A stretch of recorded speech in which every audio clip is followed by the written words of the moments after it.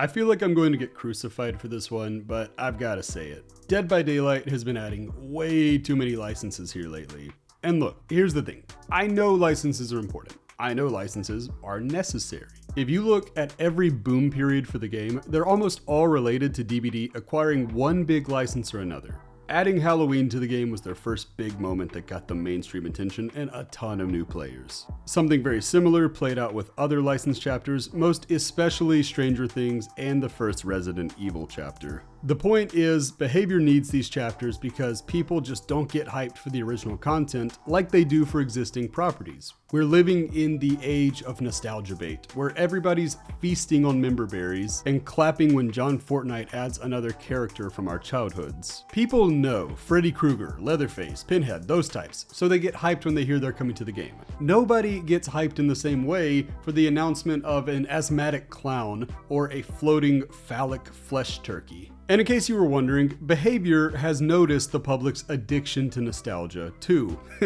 Oh yes, they've noticed. Over time, licensed chapters have gone from being the exciting minority to the costly majority. Counting the recently announced Tomb Raider chapter, 6 of the last 7 chapters have been licensed. And I say that knowing full well that our next chapter after Lara Croft is going to be licensed yet again with Castlevania. We'll get an original chapter after that in December, but then it's right back to licenses with the killer-only March DLC. Point being, Behavior is currently going absolutely bananas with the licenses, and as somebody who generally prefers original content, I do hope they slow down sometime in the near future. For me, when I think about why I love DBD, I can admit that I joined it for the licenses, but I ended up staying for the original content. Clown is my absolute favorite character in the game. I main him because I love his power, his aesthetic, and even his lore, which is something I don't usually say for DBD. I'm sorry y'all, the lore.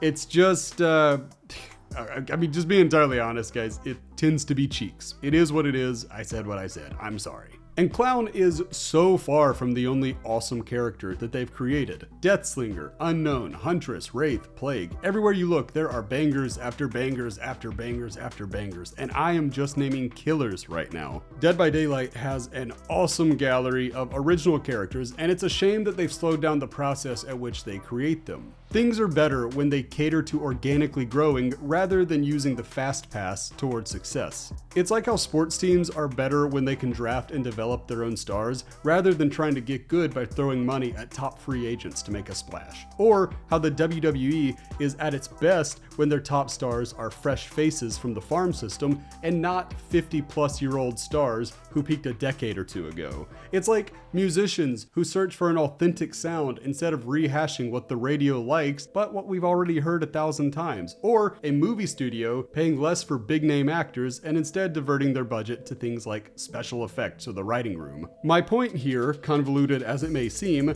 is that success is built on originality and intentionality, which Behavior has done brilliantly in the past. Their non-licensed characters are the pillars that hold this game up, and without them, DBD would have all the flavor of uninspired schlock like multiverses. This game needs its original chapters. Honestly though, despite all of that, I get it.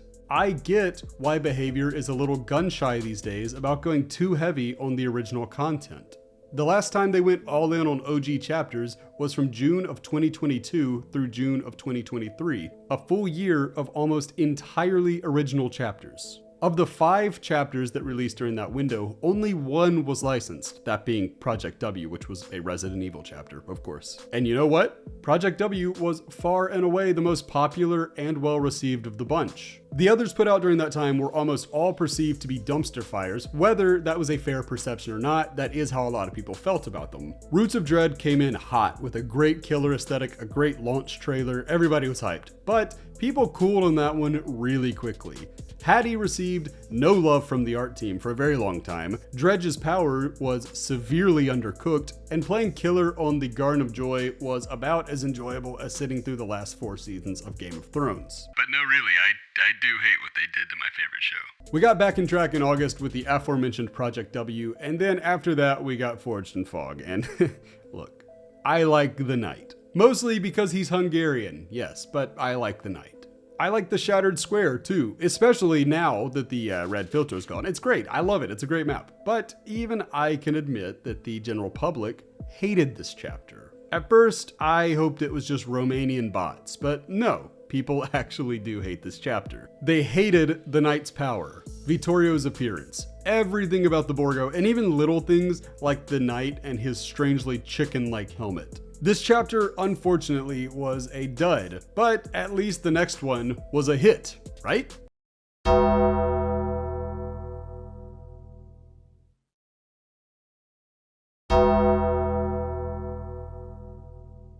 Oh dear. Oh no. Oh no. Okay, well, fine. Now I have to talk about Tools of Torment, or as I like to call it, the night she came home. Copyright pending. I don't have to tell you that this was a polarizing and mostly despised chapter, but in the sake of fairness, because I try to be as fair as possible, I would like to point out one thing. The chapter was mostly pretty decent. Talita and Heinatu had underwhelming perks, like really underwhelming, but they looked cool and earned a respectable amount of mains. There were those who mained Heinatu because he's a soft, shy little guy, and then there were those who mained Talita because, well, you can't keep a mana culture down. Yes. And then the rework to Shelter Woods was, by my estimation, a smashing success. They took a pretty bad map and made it a pretty decent map, so almost everything was pretty good. And then there was the killer. Look, I have bullied Skull Merchant enough. Y'all know where I stand on her lore, her aesthetic, her power. None of them appeal to me, and clearly I am not alone in that belief. Skull Merchant is easily the most hated character DBD has ever released. The community's reaction to her was like when Overwatch released Brigitte or Siege debuted Blackbeard. She is that character for DBD, and the backlash was tremendous. So with that in mind, morale was pretty low after back-to-back duds, especially given that this was during the dreadful Gen Kick meta. So with one final chapter before DBD went insano style on licensed chapters, how did they do with the next one? I mean, don't get me wrong, I personally love In Transmission. I think Singularity is one of the best killers ever created from nearly every standpoint, and single-handedly justifies this chapter's existence. But it didn't stop there. Toba Landing is a bit of an eyesore, but I like the layout and general feel of the map. Then there's Gabriel, who I'll make a video on soon, but for now, I'll just say he's got a cool backstory, a great look, and he deserved a lot better than what he's received. So overall, this was a very good chapter that nobody cared about.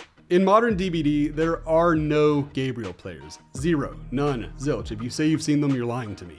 Very few people play Hux either, or even draw art of him, which from what I've seen is a pretty damning thing in a community as artistic as DBDs. So while the execution was good on this chapter, the general player base just didn't seem to care. So to me, Behavior's decision to double, triple, and quadruple dip in the well of licensed chapters makes a good deal of sense when you factor these things in. Does Nicolas Cage make a lot of sense for Dead by Daylight? None at all, really, but it was funny and the community ate that chapter up, so it worked. Was Alien any good? Well, the power stinks, Ripley doesn't have the rights to Sigourney Weaver, and the map is meh at best. So, no. Check out my award-winning video on that chapter for more information on that. Chucky and Alan Wake followed next, and both were fine. Both chapters were fine.